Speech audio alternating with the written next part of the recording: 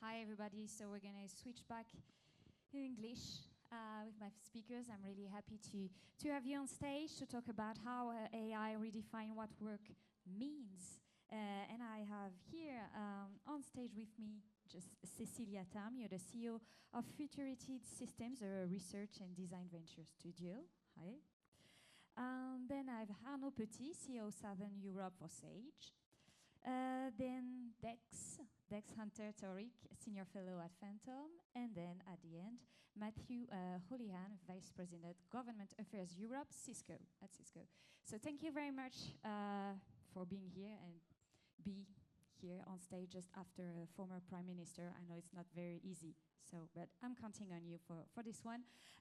So maybe my first questions is a bit very general because I want your opinion about it, because we've seen a lot of companies, you know, firing people because of AI, and we've seen a lot of companies say, no, I'm hiring a lot of people thanks to AI. So how do you explain this difference? Who wants to start? I can start. So first of all, thank you, Shally. And yes, what a hard act to follow, a former Prime Minister. But look, we'll do our best, I guess. Thank you so much for the invite. So I head up government affairs in Europe for Cisco, and I think it's great that we're talking about the impact of AI on the future of work and jobs, because it's such a crucial topic that we need to lean into, not only as a policy-making community, we heard from lots of ministers already today on this, but also as a business community as well. And I think you're right, Charlie, that there'll be lots and lots of different ways that the impact of AI on the future of work will manifest itself. And yes, there will be companies that will be looking to restructure and looking to drive efficiencies by leveraging AI tools. And there'll be lots of companies who are approaching AI more intelligently in terms of trying to redefine roles, redefine organizations, redefine workflows, and really try to leverage the technology as it keeps evolving to do things differently. I'd say at a macro level, there was one report that really struck me that came out late last year from the World Economic Forum, which said that, yeah, there's going to be a lot of jobs displaced by AI. They talked about 92 million jobs being displaced by 2030, so quite a big number. But they also talked about 170 million new roles being created through AI. And so there's a net gain, but clearly a lot of kind of variation within that as well. And in that same report, it talked about 83% of companies reporting that AI has created roles that didn't exist 2 years ago. It just shows the pace of change in terms of the way that AI is impacting those jobs. The thing I would want to focus on, though, is to ensure that we think about AI purposefully. If you're not adopting AI right now and you're not thinking about how that lands with your employees, you're going to be left behind. You're going to make mistakes. There's a lot to be said for experimentation, I get that, but we need to be also purposeful in terms of what direction we're aiming in terms of how the human and the AI work together. Can I add to that? You know, what I think is really interesting about this question is that it's actually not about AI. If you look at the kind of the core of this, my question is, you know, the companies that are actually firing people, they are looking at the people as a cost. So they're replacing these people with AI in terms of making things more efficient. They're increasing their margins. And then there are companies that are hiring more people. They are actually looking at people as assets, right? And so they think of AI as a way to reduce complexity so that people can do more and scale more. And so they understand the potential of AI. And so putting people with the tools of AI, they will be able to do and scale the companies a whole lot more. So the fundamental difference, I think, is that there are companies that, wait, let me backtrack. The fundamental difference is that AI isn't actually replacing people. They're replacing the tasks to be done. And so if a company understands that, then they can leverage AI as a means, not as an end. Arnaud or Dex? Yeah, actually, it's quite interesting. I observe the same. We don't see a massive layout within our customers across Europe. We see the exact opposite. We see a drastic change of the job itself. So the content of the job is actually different in finance, in payroll, in HR. What usually they land AI capabilities in their job to get rid of transactional activities, and they elevate themselves. So they do different things, they increase their capability and their capacity, basically. So I tend to completely agree with Cecilia and Matthew. It's a bit scary in the sense that you may think that where you can get rid of jobs quickly, it might leave us to a massive layout. On the other side, we know there is new job coming. So I see new people, new job coming in finance, in accounting. Accounting would be completely different, that's for sure. Finance would be completely different. But the perspective is also very positive because you can do things differently, you can use your judgment, you can have a different impact in the company, in the management, in the board of director, influencing the decision, the strategic decisions, and so on. So I see it more from a positive side. Yeah, so I agree with Cecilia. The questions about AI generally, but particularly this question, it's really a question about people and about societies.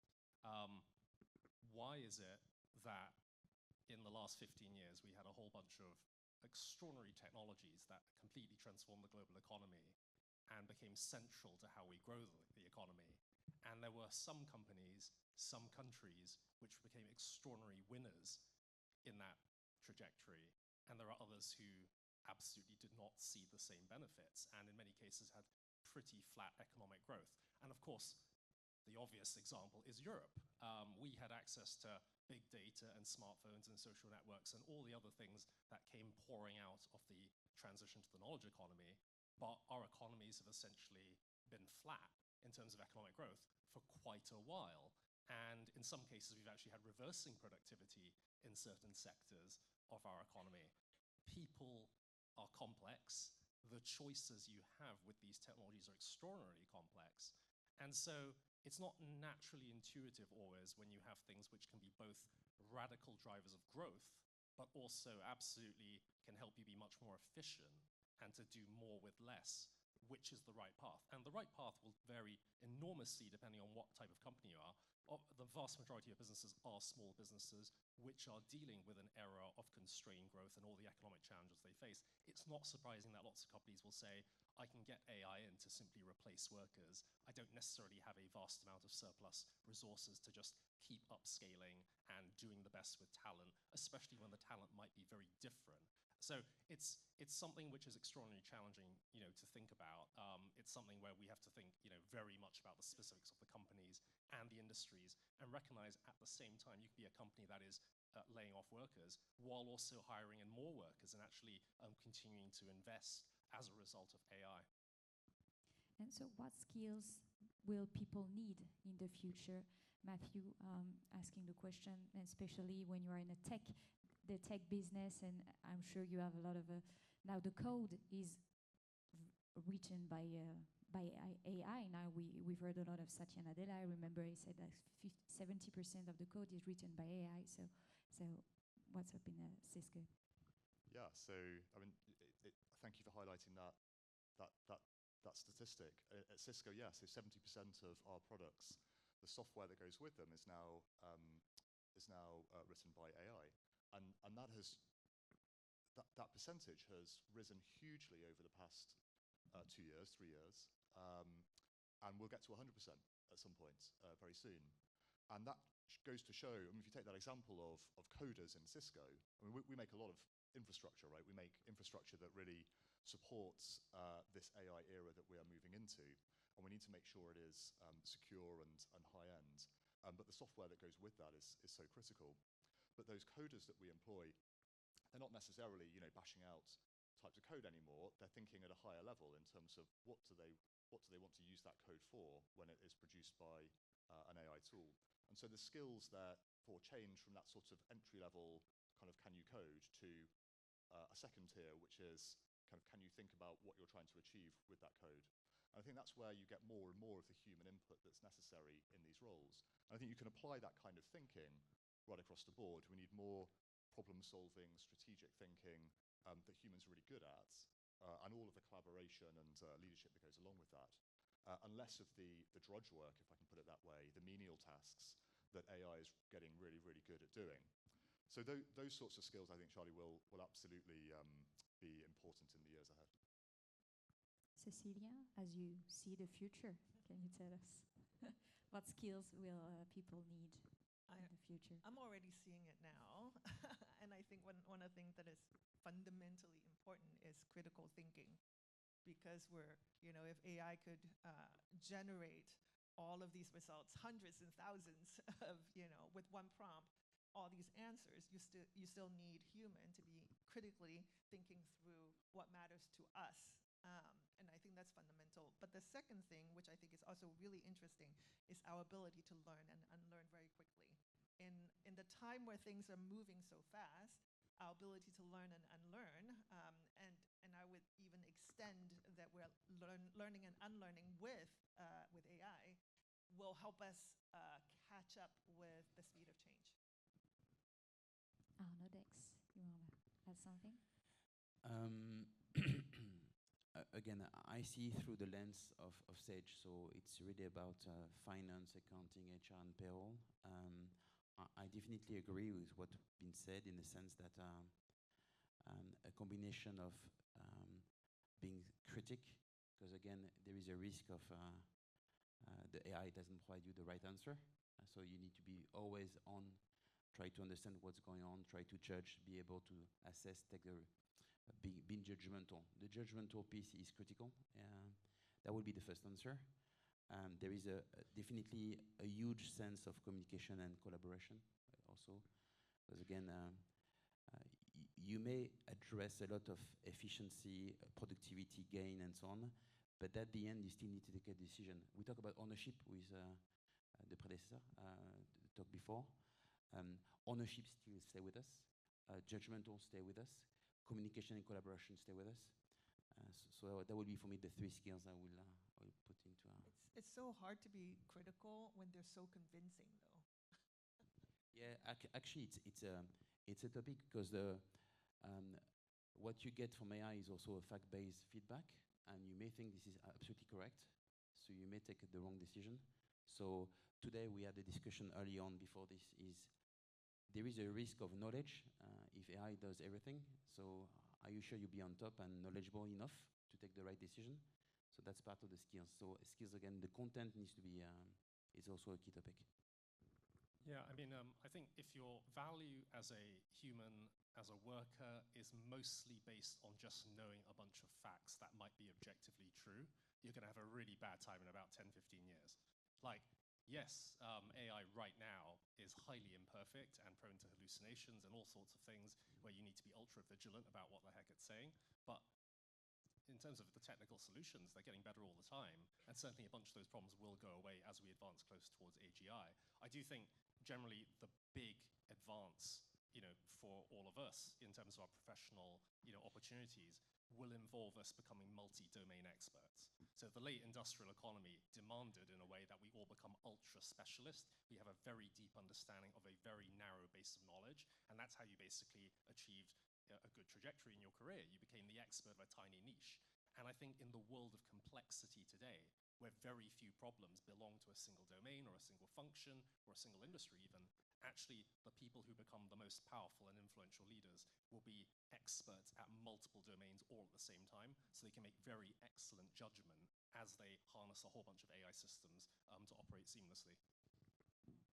So AI is, of course, a tech topic, but it's also a governance issue. I'm sure you're aware of that. So how are you structured to spread AI into your big organization? And I'm addressing you, Cisco, and of course at Sage.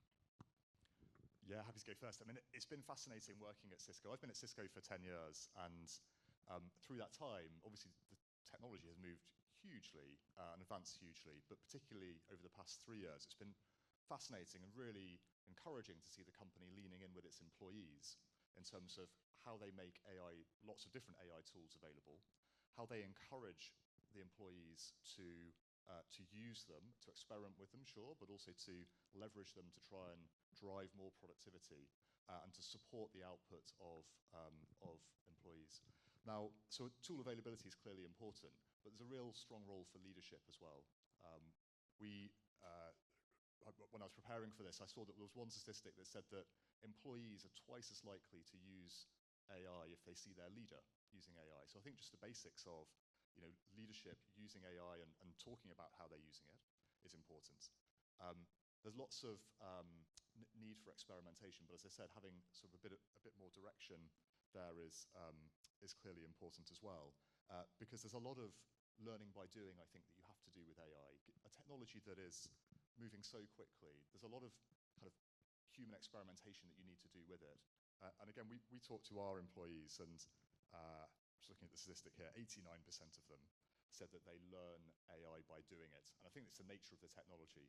And that's partly the role of the company to ensure that we have the right guardrails in place, to ensure they do that in the right way, but also to have that leadership and encouragement to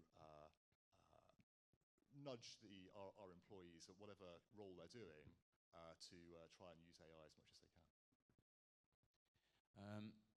Charlie, maybe to answer your question, I will explain or share with you how we did it in the company, meaning that it's not the truth, it's just an experience, okay? Initially, like 7 years ago, we clearly see the benefit to pick up AI to answer problems of our customers. Everything started from the customer standpoint. They were struggling with automation, they were struggling with getting the job done, they were spending more time to produce than to really think about finance or HR or payroll, as an example. So 7 years ago, we embedded AI and machine learning in our solutions to make their life easier, long story short, okay? So maybe the best example is what's coming in September and this year and September next year is the e-invoicing. We are using AI to make sure that what comes with the law, AI, is actually helping our customer to get some cash better and quicker. Okay, that's the challenge of e-invoicing, basically. So everything around automation, getting the transaction into the GL, and getting everything like cash forecast, cash management, all these kind of things automated and using agent for that. That was like 7 years ago, and we built a team. We had like 80 developers on AI. Today it's 350 people dedicated to AI in the company. It's a muscle, it's an expertise. But then 2 years ago, we realized that we offer that to our customer, but not inside the company. So we're not the best to apply to ourselves. So 2 years ago, we actually tried to do it differently inside the house. So we pick up champion in every department, in legal, HR, finance, sales, customer support, and we try to get them to use it for their own job. So we had like hackathon-like, if I may, and each team use it for their own job, if I may say, for their own task and so on. That was the best way to make it concrete. It's not easy. At the end, what we need to keep maybe as a conclusion is AI is meant to solve an issue, is meant to solve a problem. You don't do AI for AI. You're here to fix an issue, a problem. And this is where it's the most powerful. Can I add to this? Okay. So we're a really tiny company of 7, but we work with large companies like you guys to help them find the strategy for AI and the governance for AI. And what we have observed is that we're starting to see more and more people building agents, right, or intelligence within the company. And we see that, what I'm calling kind of sort of a decentralized or even hybrid intelligence, where they're building an agent for the entire company. So you have like a corporate intelligence, they're building it for the team. Then you have team intelligence, you have project intelligence, you have individual intelligence, you have human, you have so on and so forth, right? So hybrid in the sense that almost everyone works with everyone, whether it is AI with human, human with human, AI with AI in the short future, in the near future. So you have this distributed hybrid intelligence happening, but at the same time, what we're seeing also is that the governance or the guardrail needs to be kind of centralized. And that needs to be dynamic, that needs to evolve, and that needs to adapt to the contextual, evolution of how the technology is changing, how the company is operating, and so on and so forth. And then at the end of it, you need to have accountability. And I think that is probably the most important thing about this kind of a governance question, is that we need to have a human at the end to sign off whatever decision is being made. However, whatever AI intelligence is being used to make that decision, the person has to be signed off. And so this is kind of the structure of governance that we're seeing people and companies are adopting. You wanted to add something? I just wanted to add a couple of quick thoughts, if I may. One is that just in thinking of Cisco and AI and how we're leveraging it, how it also changes the way we hire. And I think there's more of a premium now put on those, I guess, like non-traditional learning pathways, non-traditional routes into the company that involve work experience. So apprenticeships, for example, where you not only study for a degree, but you're working at Cisco and learning what it's like to work in a company like Cisco at the same time. Or people who have taken part in work experience in the summer or whatever it may be, and just how that is becoming more important to sort of have that real-world exposure to operating in an AI-rich environment in the workplace. So I think there is something that is slowly changing here in terms of how companies like ours hire and what we look for. The other point I wanted to really touch on, because I think it's so important, is around security and resilience. And AI clearly changes the game for all organizations in terms of what those security threats look like. The number of AI-infused or AI-accelerated phishing attacks just has gone up hugely. And so, as organizations adopt AI solutions, we really need to think about where the resilience is, where the cybersecurity is, and make sure we're baking that into the governance models, but also the technology layers right from the outset to ensure that we can continue to have, the maximum trust in this sort of technology. And how can, the governments and large organizations like you can work together to anticipate this, future structural shock of AI? And I'm sure you know a lot about it since you're in charge of public affairs at Cisco. Yeah, look, I'd say we see a lot of governments having national strategies in AI, which is great. But the really important thing is to translate that down to a local level and to a real level. So how can governments support some of the, and we did hear lots of it this morning, so I don't want to say it's not happening, but how can governments support adoption of AI in SMEs, for example? That was something that's been touched on quite a few times. How can they get in front of SME business leaders and share information, share advice on where to go for funding, that sort of thing? How can governments put in place skills programs that not only are benefiting kids who are going through school and university at the moment, but also, frankly, people who are in organizations already who are looking at how AI is changing their roles. Just to give you two quick examples from a Cisco point of view. They're both UK ones, I'm afraid, so apologies for that, but I'm based in London. So one was an initiative that the UK government launched just last week called Tech Towns. And I thought it was a really nice initiative because they chose one town, Barnsley, in the north of England, which is not, frankly, known for its being a tech hub or anything like that, but it has a lot of potential in terms of adopting technology and skilling up a local workforce with new skills in this space. And so it was a really nice one. We offered to take part in that by providing, Cisco offers lots of digital training through something called the Networking Academy. And so we offered to lend those courses to the people of Barnsley to make sure that they could access those, but also to spend time in the city as well, the town, to make sure that we're talking to SMEs and helping nurture tech talent in that area. And I think initiatives like that focus on a locality, focus on a set of companies, are really important, and it's the sort of thing that government should be doing. And then more broadly, I just think the skills piece is something that is so important.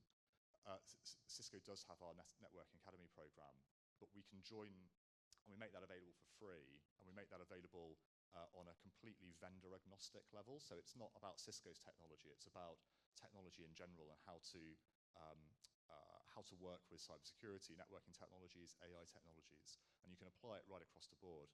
But the way that we can come together with governments through platforms that they can create to make sure that people can access those courses as easily as possible, I think is just so critical. And governments clearly have an important role to play in highlighting those. I'd like to finish with a post that you did on LinkedIn a few days ago, weeks ago, and I would love you to react to that because you wrote a post about digital souls. So what is it? Is it an extension of digital twins? So at Futurity, we do this exercise of thinking about ahead of, kind of a speculative futures and what it is to come. And one of the exercises is thinking about these digital twins, personal digital twins, and what they would look like in the future space.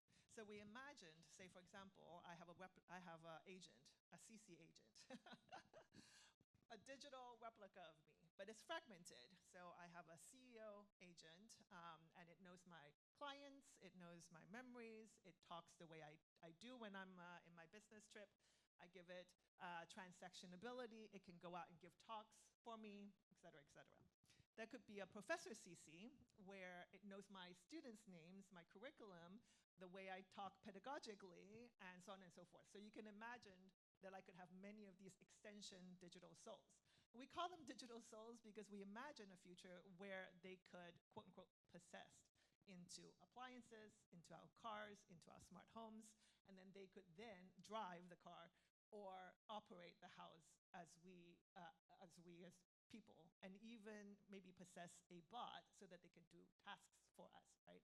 So essentially turning me into, multiple clones that can operate on my behalf, that could, work on my behalf so I can drink pina colada on the beach while they make money and come back to me, and I'm just, sipping Go Happy. So that was the future that we kind of sort of envisioned. You can rip me apart. Well, no, honestly, it's inspiring. I take the positive side of the discussion. This is very exciting.